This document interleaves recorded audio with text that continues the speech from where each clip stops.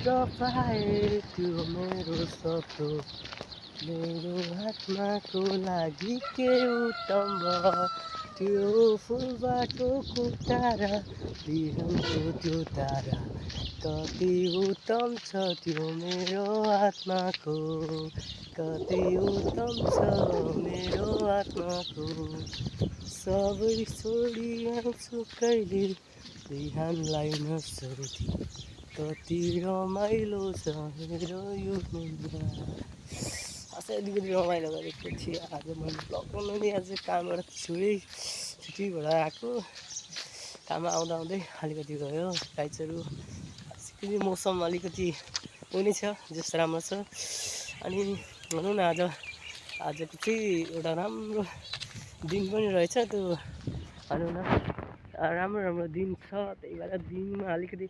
रमाइलो हल्का थियो मैले आउँदा त्यो बाटोमा अलिक गरेँ अनि थोरै भनौँ न कोही मान्छेहरूसँग भेट भयो अनि बाटोमा यस्तो रमाइलो गर्नु थियो तर केही छैन काम गर्नु भएको छ अनि धेरै त नभनौँ होला आज चाहिँ यो यस्तो भनौँ न कुन ठाउँ बस्यो चुहाडे आएको छु चुहाडे भन्ने ठाउँ छ चुहाडे अनि चुहाडेबाट चाहिँ आज म हिँडिसकेको छु अब घर पुग्न लाग्यो भनौँ न कपाल चाहिँ जति धुए पनि मार्नै पर्ने क्या कपाललाई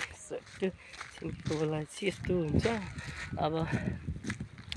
बरु हेर्नु सुन्नुहुन्छ बाटो हिँड्दैछु अनि भनौँ न साथमा ब्याग छ अनि धेरै कति कुराहरू पनि रिँदैछु गरेको राख्छु अनि आज चाहिँ म एउटा फुलबाटोको थियो जुन भने कुन कहाँ त्यो नयाँ यस्तै जग्गा कालीखोला समेत पुगेर आएँ अब कालीखोलाबाट सिधै अब घर जाँदैछु काम सकेर अनि काम सक्यो सबै कुरा सकेर गर्दाको लागि अनि आउँदैछौँ हात दुखेर फेरि त्यो भइरहेछ त्यही हो किनभने गाडीहरू आउँदैछ मसँगले आज चाहिँ हिँड्दैछु एउटा भनौँ न